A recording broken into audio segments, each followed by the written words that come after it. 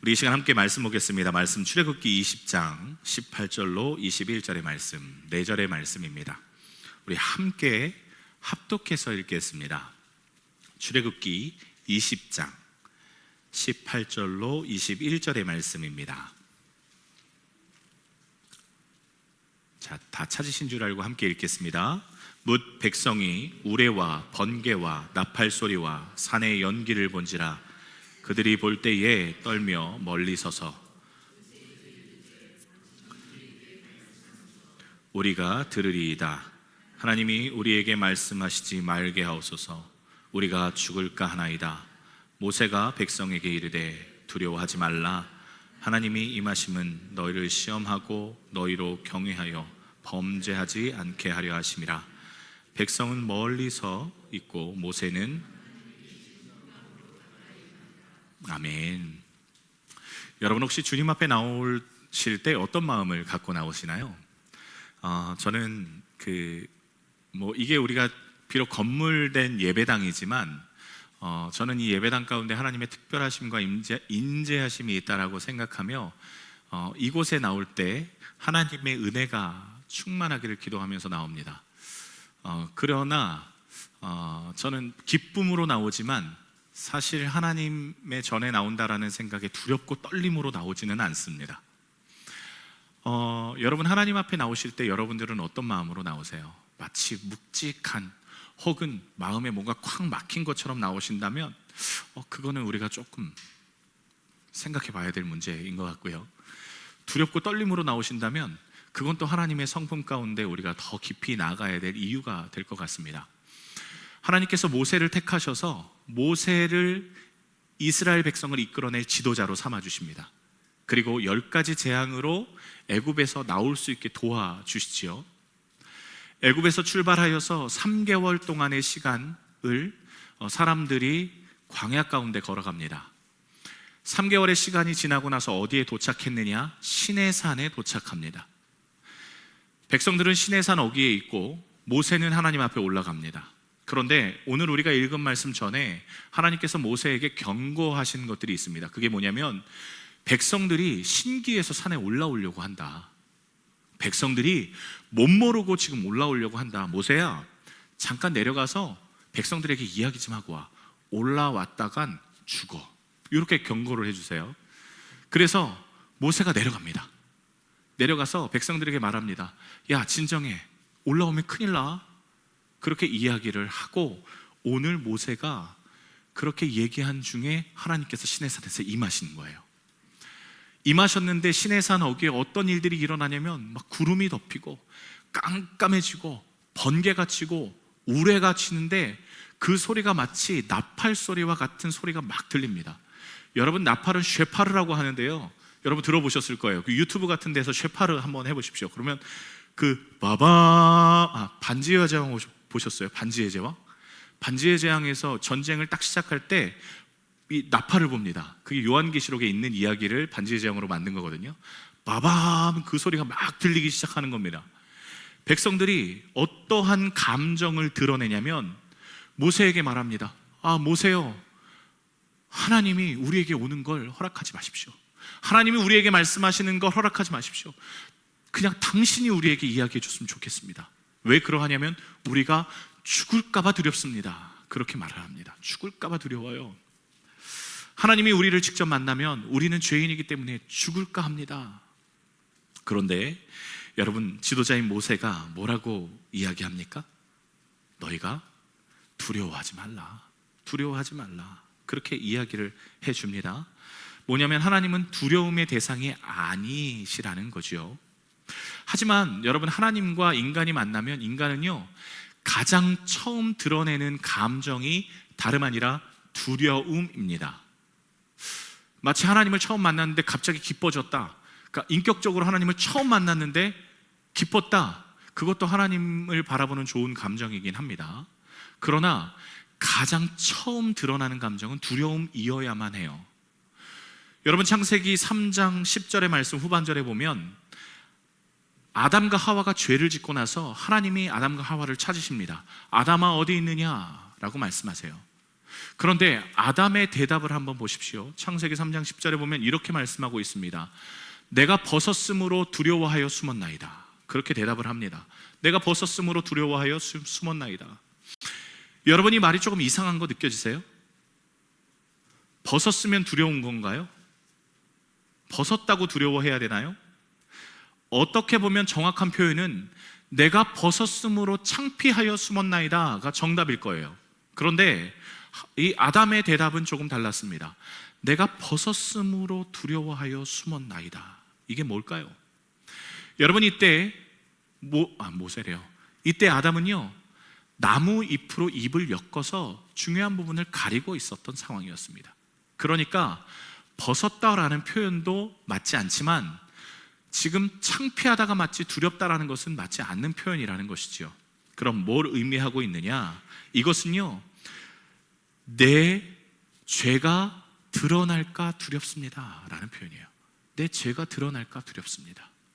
하나님, 제가 주님이 먹지 말라고 하신 선악을 알게 하는 나무를 먹었습니다. 그런데 이건 그냥 과일을 먹었다, 이것 때문에 죄가 되는 게 아니라 하나님의 명령, 에덴 동산에서 절대 주권자가 누구인지를 드러내는 이 명령을 어겼기 때문에 이게 죄가 돼서 내가 두렵다라고 말씀하고 있는 거예요. 자신의 죄가 드러날까 두렵다. 그래서 사람은요, 본능적으로 하나님을 만나면 두려워해야 합니다. 이게 두려운 거예요. 하나님, 제 죄가 드러날까 두렵습니다. 하나님, 저는 은밀한 데서 죄를 짓는 자입니다. 하나님의 임재 가운데에 시내산에서 임재의 현상들이 일어나는데 사람들이 두렵습니다. 하나님, 제가 죽을까 두렵습니다 라고 이야기하는 건 그들이 죄인이라는 뜻입니다. 죄인인 거예요. 근데 모세가 이야기합니다. 그런 그 사람들에게 오늘 말씀 보십시오. 20장 20절의 말씀, 너무너무 중요한 말씀입니다. 제가 한번 읽어드려 볼게요. 같이 읽으셨으면 좋겠습니다. 찾으신 분들은 같이 읽겠습니다. 모세가 백성에게 이르되 두려워하지 말라. 하나님이 임하심은 너희를 시험하고 너희로 경외하여. 하나님의 궁극적인 두려움을 주시는 이유가 우리가 범죄하지 않게 하기 위함이라 라고 이야기하고 있습니다. 하나님이 임재하셔서 우리의 죄가 드러나는데 드러남으로 인하여서 이루어지는 이 두려움이 다름 아니라 우리가 죄 짓지 않게 하기 위함이다 라는 목적을 갖고 있대요. 여러분, 우리가 너무 쉽게 죄를 짓는 경향이 있습니다. 아니, 우리는 그리스도인의 자녀이기 때문에 그렇지 않겠죠. 세상의 수많은 사람들이 죄를 너무 쉽게 짓는 경향이 있어요. 왜 그럴까요? 첫째, 죄가 뭔지 몰라서 그렇습니다. 화인 맞은 양심으로 인해서 죄인지도 몰라요. 두 번째, 하나님이 계신지 몰라서 그렇습니다. 하나님을 두려워하지 않는다라는 것이죠. 여러분, 하나님이 우리를 쳐다보고 있는데 어떻게 우리가 죄를 짓습니까? 여러분, 우리는 지금 베트남에 있습니다. 여러분, 우리는 심심치 않게 이렇게 얘기합니다. 우리가 가는 일거수일투족을 다 베트남 정부가 보고 있다고요. 특히 선교사님들은 더 민감하죠. 어디를 가든지 다 알아요. 그런데 여러분, 우리가 이런 사실을 아는데, 극단적인 예입니다. 그렇다는 게 아니고요. 선교사님들이 베트남 정부가 쳐다보고 있는데 죄 짓는 자리에 갈 수 있을까요? 은밀한 죄를 짓는 데 갈 수 있을까요? 하물며 베트남 정부에서 우리를 쳐다보고 있다라고 해서 우리가 죄 짓기를 꺼려함에도 불구하고 하나님이 우리를 쳐다보고 계신다라는 확신이 있을 때 우리가 어떻게 죄를 짓니까? 죄를 짓는 것은 하나님이 계신지 몰라서 그렇고, 죄인지 몰라서 그렇고, 하나님이 우리를 불꽃같이 쳐다보고 계신 것을 인식하지 못해서 그렇습니다. 그 실례가 어디에 나오냐면 사도행전 5장에 기록되어 있어요. 사도행전 5장으로 한번 쭉 가보십시오. 어떤 사건이 있습니까? 헌금을 드리는 사건 가운데 죽임을 당한 두 사람이 기록되어 있습니다. 누구냐? 그 이름도 유명한 아나니아와 삽비라 부부입니다. 사도행전 1장부터 5장까지는 초대교회의 설립에 대한 근거가 기록되어 있습니다. 그런데 하나님께서 초대교회를 설립하면서 가장 처음 근거는 뭐냐면 성령이었습니다. 성령. 기도로 허락되어진 성령으로 교회가 세워져요. 즉 하나님의 교회라는 거예요. 하나님이 주인 되시는 교회라는 거예요. 그런데 그 교회 위에, 하나님의 거룩함 위에 바나바라는 사람이 자신의 밭을 팔아 사도들의 발 앞에 둡니다. 발 앞에 둔다라는 것은 권리를 포기한다는 유대적 이야기입니다. 여러분, 바나바 다 알고 계시죠? 다 아시죠? 문제 하나 드리겠습니다. 바나바가 이름일까요? 별명일까요? 바나바는 별명입니다. 진짜 이름은 성경에 요셉이라고 기록되어 있죠. 그가 요셉이라는 이름을 갖고 있음에도 불구하고 돕는 자, 자비를 베푸는 자라는 별명을 갖고 있는 이유가 뭘까요? 그의 삶이 항상 자비를 베풀었다는 사람입니다. 이번에도 어김없이 그가 밭을 팔아서 사도들의 발 앞에 둠으로 인해서 저 이방에서 온 수많은 그리스도를 믿는 자들이 예루살렘에서 예배하고 거주하면서 하나님을 알아가는 이 순간 먹고 마시고 자야 하는 모든 비용을 충당한 것입니다. 그런데 이 모습을 봤을 때 아나니아와 삽비라가 꽤나 보기 좋았거든요. 왜냐하면 바나바, 그 이름 얼마나 영광스럽습니까? 자비를 베푸는 자. 그러니까 아나니아와 삽비라도 본인도 그렇게 한번 추앙받고 싶었던 거예요. 그리고 똑같이 합니다. 밭을 팔아 사도들의 발 앞에 두지요. 헌금을 했다라는 뜻입니다. 그런데 어떻게 합니까? 전부를 갖다 드립니까? 아니면 일부만 갖다 드립니까? 일부만 갖다 바칩니다. 우리는 여기에 함정에 빠져들면 안 됩니다. 이 말씀이 마음을 먹었으면 헌금 중간에 떼먹지 말고 드려라. 헌금에 200만 동이 들어갔는데 나 100만 동만 해야 되는데 하고 100만 동 빼지 마라, 뭐 이런 교훈을 주는 성경 구절일까요? 아니면 이왕 바칠 거면 좀 밭 정도 파는 좀 큰 돈 헌금 드려라, 그래야 하나님이 일하신다, 그런 교훈일까요? 아닌 거 다 잘 알고 계시잖아요. 이 말씀은 그런 교훈을 드리기 위한 하나님의 성경 말씀이 아닙니다. 헌금에 관한 이야기가 아니에요. 무슨 말씀이냐? 아나니아와 삽비라가 하나님 앞에 죽임을 당한 이유를 찾으라는 겁니다. 왜 죽임을 당했을까? 헌금 중간에 떼먹어서 죽임 당한 거 아니고, 적당히 드려서도 아니고, 그게 아니라 하나님이 주인 되신 공동체 교회 위에 하나님이 불같이 일하고 계시는 중인데도 불구하고 아나니아와 삽비라만 인간의 눈에만 싹 감추면 아무도 보지 않는다라는 죄의식의 둔감함 때문에 죽은 겁니다. 하나님을 속일 수 있다라고 생각했어요. 아니, 하나님이 계신다라는 것조차 인식하지 않았던 것 같아요. 하나님을 두려워하지 않아서 죽은 겁니다.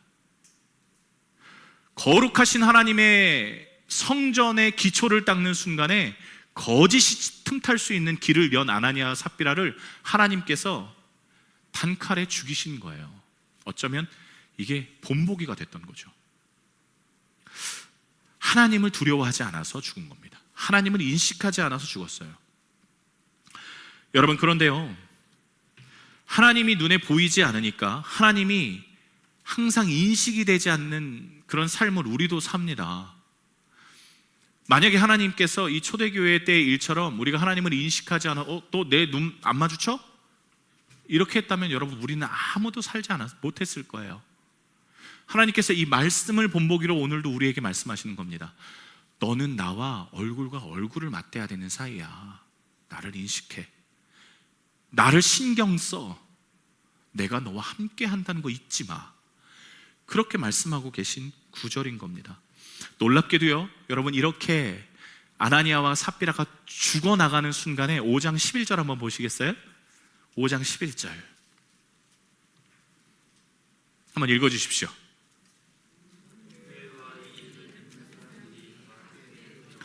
사람들이 다 두려워합니다. 왜 그럴까요? 왜 그럴까요? 사람들이 왜 다 두려워할까요? 10년 감수입니다. 이게 10년 감수.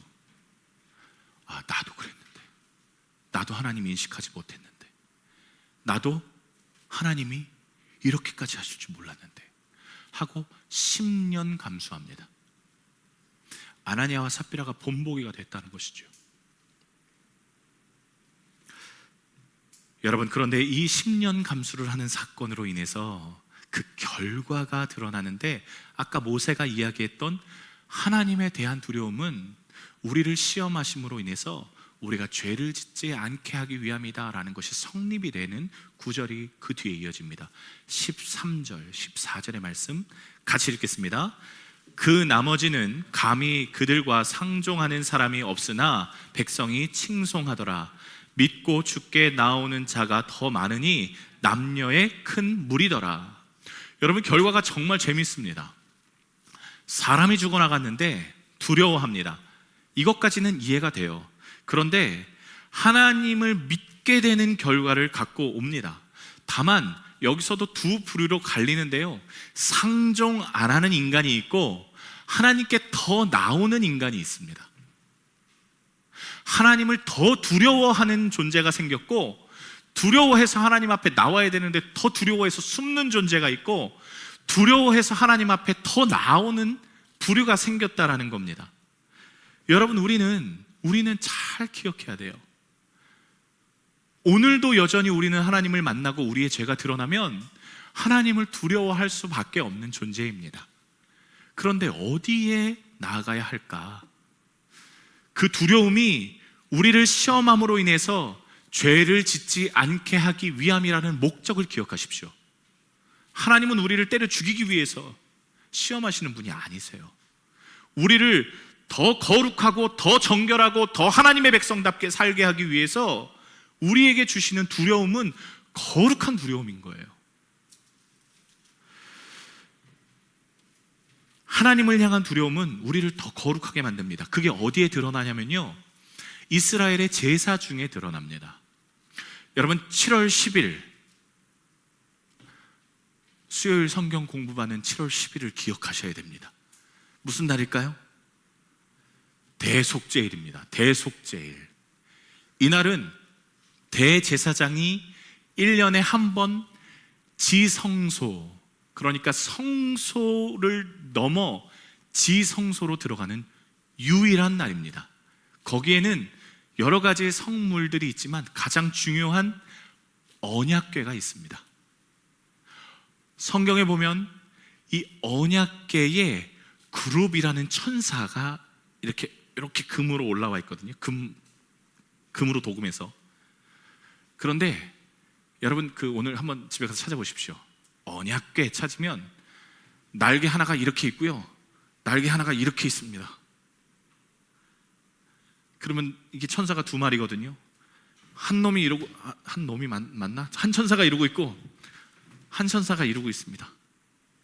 여러분, 이거 성경을 뭐라고 하냐면 이게 하나님의 보좌라고 합니다. 왜냐하면 이 두 날개에 하나님이 이렇게 앉는다는 거예요.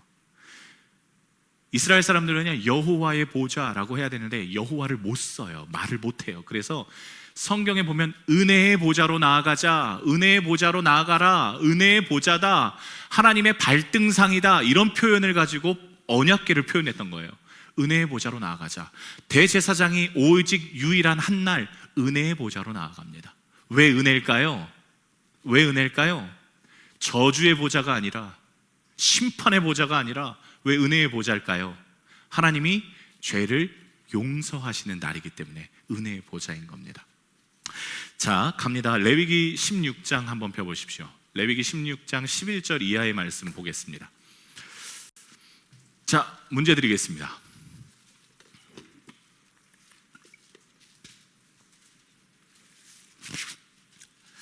(7월 11일) 대제사장은 지성소에 몇 번 들어갈까요? 네, 더 크게 말씀해 주십시오. 한 번 들어간다.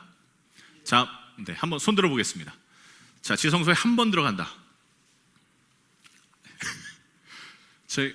저희는 교회는 막 아멘 막 이런 분들이 안 계세요, 그죠? 그리고 너무 소극적이세요. 틀리면 어떡하지? 틀려도 괜찮습니다. 대한민국 사람 아마 99.9%가 틀릴 거예요. 이 문제는 한 번 들어간다. 한번 손 들어 주십시오. 한 번. 그래도 우리 장로님께서 이 정도까지 얘기하셨으면 대충 눈치 보고 빨리 손을 들고 이게 정답이겠구나 하고 손을 드실 수 있는데, 한 번 들어간다. 좋습니다. 기회를 더 드리겠습니다. 두 번 들어간다. 두 번. 한 번은 좀 아쉽지. 두 번 들어간다. 세 번 들어간다. 한번 손 들어보십시오. 그러면 가장 다수결이 아니라 소수결의 의견으로 인해서 한 번으로 결정하겠습니다. 이렇게 결정이 될까요? 아니요. 여러분 성경 잘 보시면 7월 10일 날 3번 들어갑니다. 하루에 3번 들어가는 거예요. 하루에 3번. 여러분 이게 참 재밌습니다. 이게 은혜예요. 자, 온 이스라엘 사람들이 7월 1일 날 이스라엘로 모입니다. 그리고 절기를 지켜요. 그리고 7월 10일이 되면 대제사장은 지성소로 들어갈 준비를 하고 지성소로 들어갑니다. 그런데 첫 번째 들어가는 이유와 두 번째 들어가는 이유와 세 번째 들어가는 이유가 다 달라요. 볼까요? 레위기 16장 11절, 12, 13절의 말씀을 우리 고동국 권사님 한번 크게 읽어주십시오.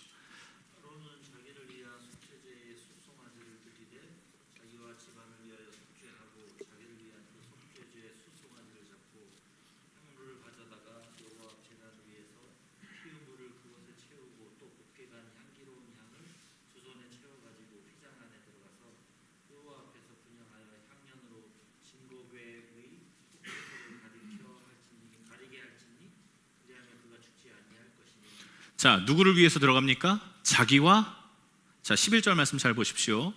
자, 속죄제, 그러니까 죄를 없애는 제사를 드리기 위해서 소를 잡습니다. 숫소를 잡았어요. 그리고 누구를 위해서요? 자기와 자기의 집안을 위해서, 즉 아론이 제사장 집안을 위해서 소를 잡았어요. 소 잡는 건 제사장 집안이 잡는 거예요. 잡았습니다. 그래서 들어갑니다. 속죄를 위해서 들어가요. 그런데 뭘 가지고 들어갑니까? 이 송아지의 피를 가지고 들어가는 건 당연한 것이요. 뭘 가지고 들어갑니까? 향로를 가지고 들어갑니다. 향로를 2손 가지고 들어가서 뭘 합니까? 거기서 향을 피워요. 잘 보세요. 여기 보십시오. 자, 분명히 아론은 지성소에 이렇게 들어갔을 겁니다. 법궤가 이 앞에 있으면 이렇게 들어갔을 거예요. 왜냐하면 법궤를 눈으로 보면 죽었거든요. 죄를 해결하기 위해서 들어가는데 아직 죄가 있어요. 근데 하나님이 저기 은혜의 보좌 앉아 계세요. 근데 그걸 눈으로 봐요? 죽어요. 그래서 어떻게 했느냐? 뒤로 들어가서 향을 지성소 안에 가득히 피우러 들어갔던 거예요. 이게 첫 번째 들어간 이유입니다. 왜요? 지성소가 안 보이게 하기 위해서. 향으로 여호와 하나님이 안 보여야 돼요. 무조건. 제사장이어도 마찬가지예요. 제사장도 죄인이에요. 여러분, 아론이 시내산에서 밑에서 모세가 십계명 받고 있을 때 뭐 했습니까? 밑에서 금송아지 만들고 이것은 여호와 하나님이다 라고 이야기해서 3,000명이 죽어버렸어요. 아론만 하나님이 살려주셨어요. 왜일까요? 이번 주에 그게 우리 성경 공부반의 질문이었습니다. 정답을 알려드리면 재미없으니까요. 그건 이번 주에 성경 공부반만 말씀드릴게요. 향을 피워서 안 보이게 합니다. 그래서 죽음을 면해요. 그리고 자신의 죄를 해결하기 위해서 그 언약궤 위에 피를 뿌립니다. 자기 손으로. 그리고 첫 번째 나옵니다. 밖으로. 두 번째 들어가는 이유 한번 보실까요? 이거 하나 기억하셔야 돼요. 포인트입니다. 아론은 무조건 살아나와야 됩니다. 살아나와야 돼요. 이거 기억해 주십시오. 두 번째 14절의 말씀 우리 누가 아무나 한번 또 읽어 주십시오. 14절.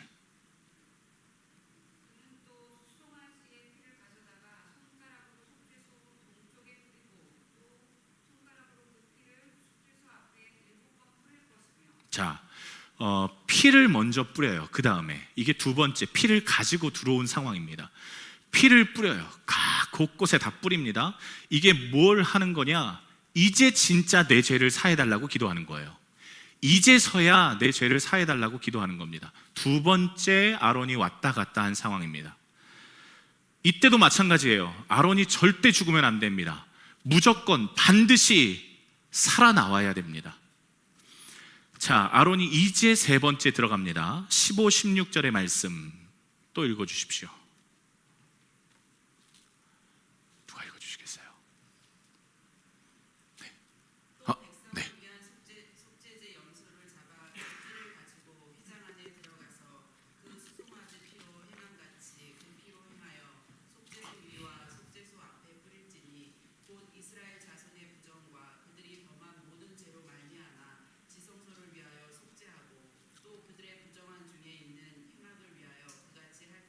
자, 세 번째 들어갔을 때 그제서야 누구를 위하여 들어간 겁니까? 그제서야 백성을 위하여서 들어간 겁니다. 세 번째에 이젠 염소의 피를 가지고 들어갑니다. 백성을 위해서는요. 자, 여러분, 보통 이 과정이요 30분 정도 걸립니다. 30분 정도. 자, 그러면 이게 얼마나 손에 땀을 쥐게 하는 일인지 몰라요. 왜냐하면 첫 번째 들어갔을 때 아론이 죽어버리면 백성들의 죄사함은 없는 겁니다. 두 번째 들어갔는데도 실수해서 하나님이 야, 니네 제사장 가면 너무 죄를 많이 지었어. 안 되겠어. 아론을 죽여버리면 이스라엘 백성의 죄사함은 없는 거예요. 세 번째, 아론이 들어갔는데 야, 이번에는 안 되겠어. 이스라엘 백성이 너무 큰 죄를 지었어. 아론이 죽어버리면 이스라엘 백성은 죄사함이 없는 거예요. 이게 30분 정도 걸립니다. 자, 대제사장은 하나님께 죄를 반드시 해결받고 나와야 되는 입장이에요. 그런데 죽으면 안 돼요. 죽은 건 하나님께 용서를 못 받았다는 뜻이거든요. 자, 여러분, 예수님을 한번 떠올려 볼게요. 예수님께서 어디에 달려 죽으셨어요? 십자가에 달려 죽으셨어요. 예수님이 왜 부활하셔야만 했을까요? 십자가에 달려 콱 죽고 야, 이거 좀 그냥 죽어버리면 모양 빠지니까 부활해야 되겠다 하고 부활을 하신 걸까요? 그게 아니에요. 이 제사를 가지고 이야기하고 계셨던 거예요. 제사장은 반드시 살아있어야만 백성들의 죄가 사해진 거라고요.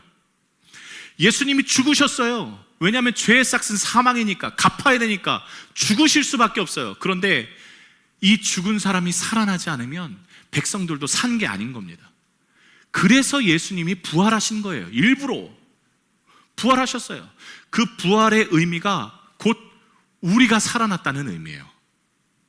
다시 돌아와서요, 대제사장은 지성소에 들어가 있고 모든 백성의 시선은 어디에 맞춰져 있을까요? 여러분 생각해 보세요. 모든 백성의 시선은 성소의 문에 맞춰져 있습니다. 처음에는요, 7월 1일 날 와서 막 예루살렘 오랜만에 왔다. 야, 그리고 막 사람 많고 막 볼 것도 많고 그러니까 막 신나서 막 여기저기 돌아다니고 야, 저기 실로암이래. 야, 저기서 사람이 어떻게 됐대. 뭐 이런 얘기를 하고 있고 막 왔다 갔다 하다가 하루 이틀 3일 4일 열흘 지나고 나서 대속제일 대제사장 들어간다. 그때까지도 아무렇지도 않았을 거예요. 야, 재밌다. 그리고 막 양 잡는 거, 소 잡는 거 피 팍팍 튀고 막 그럼 야야야 막 그러고 있고 하다가 들어간다. 야. 근데 아론 안 나오면 어떡하지? 걱정스러운 눈으로 성소의 문을 바라보고 있을 거예요.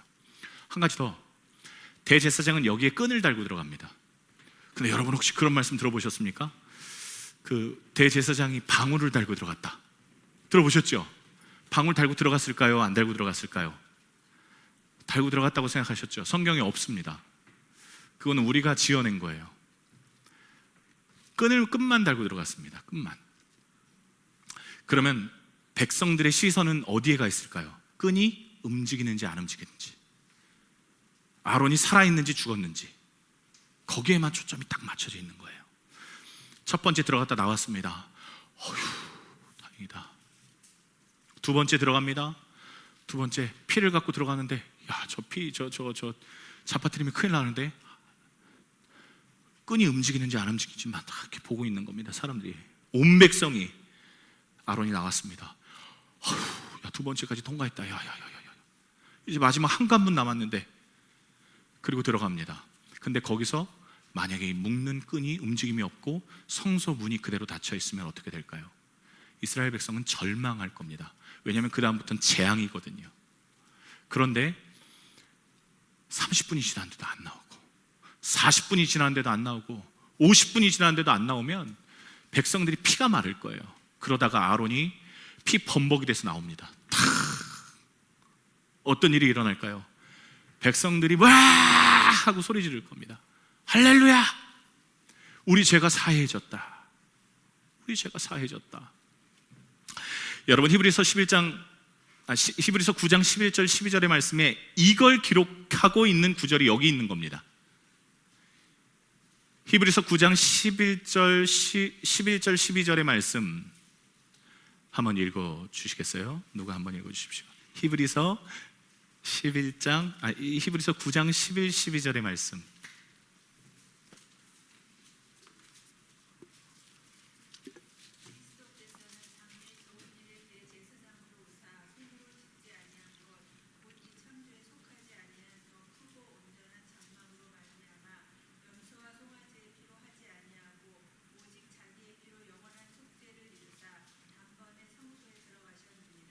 예수 그리스도가 대제사장이 되셔서 뭘로 하지 아니하고요? 염소와 송아지의 피로 하지 아니하고 소의 피로 하지 아니하고 얼마 만에 이루셨다고요? 단번에 이루셨다. 이 표현이 여기에 속한 겁니다. 예수님은요, 대제사장처럼 향로 들고 들어가지 않으세요. 예수님은요, 소피 들고 들어가지 않으세요. 염소피 들고 들어가지 않으세요. 어떻게 하셨다고요? 하나님이 계신 그 성소에 단번에 들어가셨다고요. 왜요? 우리 죄를 사하시기 위해서. 그래서 예수님께서 죄인이 아니셔야만 한 겁니다. 단번에 들어가셔야 되기 때문에. 단번에. 여러분, 이게 단번에가 우리 생각하는 건 여러 가지 단계를 거쳐야 된다. 단번에, 그래서 한 번에 빵 들어가셔서 우리의 죄를, 모든 인간을 싹 없애주셨다. 그런 의미로 우리는 생각할 수 있지만, 레위기의 법을 알면 단번에 들어가셨다는 의미가 대제사장의 불완전함이 예수께는 전혀 없다라는 의미인 거예요. 들어갑니다. 예수님 막 들어가세요. 그리고 끝내버리십니다. 자, 우리의 죄를 끝냈다. 그게 십자가였던 것이고요. 자, 그러면 여러분, 이제 우리에게 두려움은 없어져야만 합니다. 두려움이라는 주제를 가지고 지금 말씀 전하고 있습니다. 두려움이 없어야 돼요. 아론이 들어가서 죽으면 어떡하지 하고 두려워하는 그런 거 없습니다. 자, 그런데 우리가 그럼 두려워해야 될 게 뭘까요? 이제는 우리가 두려워해야 될 게 뭘까 생각해 봐야 됩니다. 여러분, 요한계시록에 보면 요한계시록 2장에 7교회가 나옵니다. 그런데 이 7교회 가운데 유난히 잘하고 있다라고 칭찬을 받는 교회가 하나가 있습니다. 그게 뭐냐면 그게 에베소 교회입니다. 에베소 교회는요, 제가 볼 때는 꽤나 잘하는 교회예요. 계시록 2장 한번 펴보십시오. 에베소 교회가 뭘 잘했는지 여실히 하나님께서 아주 칭찬에 침착 일색을 해주세요. 우리 한 절 한 절을 좀 나눠서 읽을까요? 제가 1절 읽겠습니다. 여러분들 2절 읽으시고 3절까지 읽어주십시오. 에베소 교회 사자에게 편지하라. 오른손에 있는 7뼈를 붙잡고 7 금촛대 사이를 거니시는 이가 이르시되,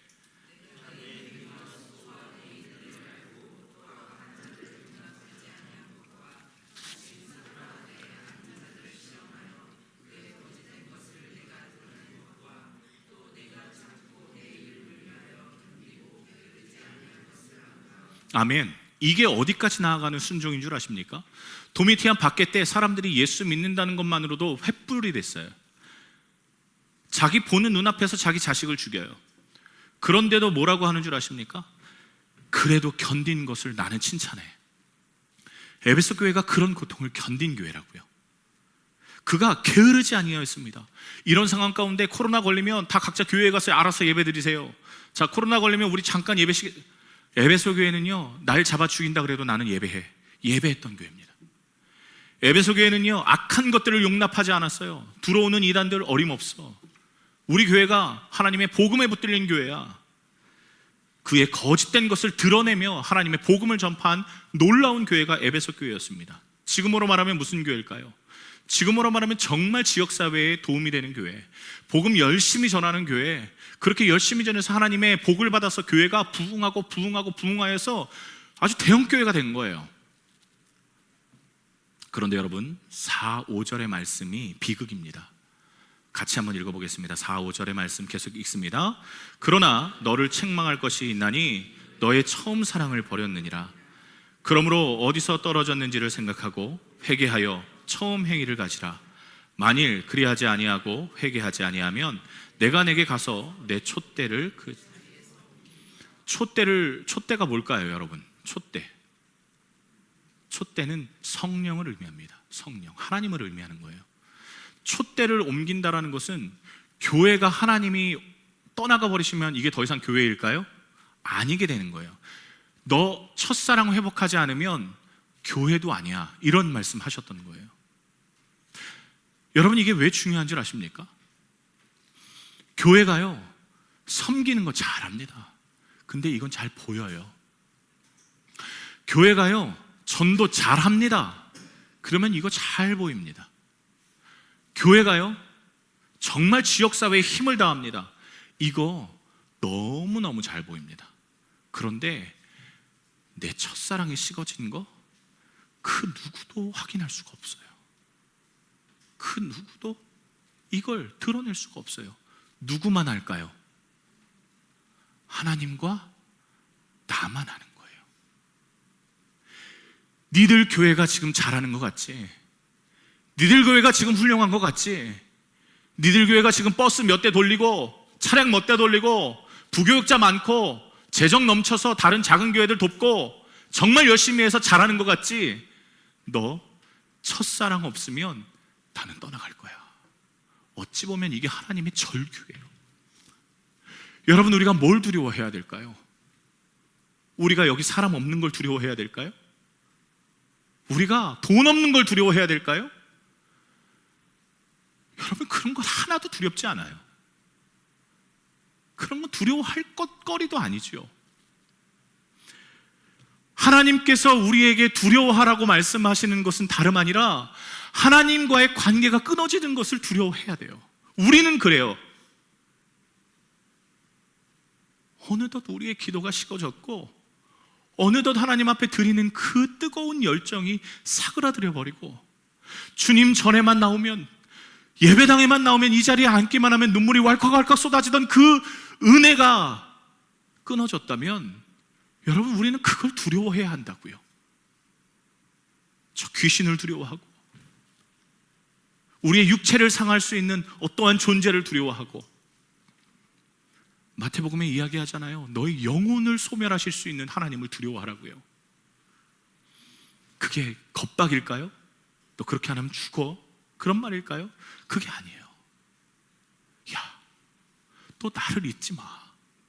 사도행전 5장에 아나니아와 삽비라가 하나님과 관심 없이 내 일을 행했을 때, 죽었을 때, 야, 나를 잊지 마. 내가 너와 함께하는 걸 잊지 마. 내가 너와 오늘도 동행한다는 걸 잊지 마. 너 나랑 사랑하잖아. 끊기는 걸 조심해. 그 말씀을 하고 계시는 거예요. 여러분, 하나님 얼마나 사랑하십니까? 하나님께 얼마나 여러분 드리고 계십니까? 아니, 돈 드리는 거 말고요. 하나님 거지 아닙니다. 여러분의 마음 얼마나 쏟아드리고 계세요? 하나님이 얼마나 질투하시는 줄 아십니까? 내 와이프 사랑하는 것보다 하나님 더 사랑해야 됩니다. 내 남편 사랑하는 것보다 하나님 더 사랑해야 돼요.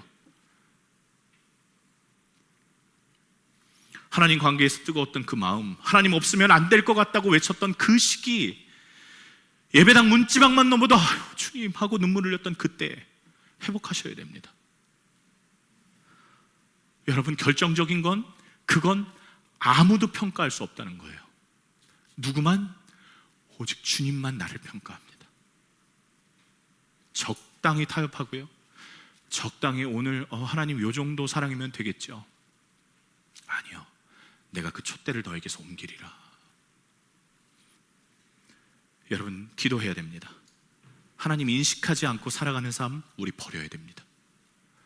하나님이 있는 것 같기도 하고 없는 것 같은 그런 삶 내려놔야 됩니다. 뭐든지 하나님과 동행하며 내가 사랑하는 그분이 내 옆에 있을 때 바뀌는 그런 일들이 내 안에 일어나야 돼요. 여러분, 그렇게 주님 앞에 나아가시는 여러분 되시길 주님의 이름으로 축복합니다. 이 시간 찬양 하나 하면서 같이 기도하겠습니다.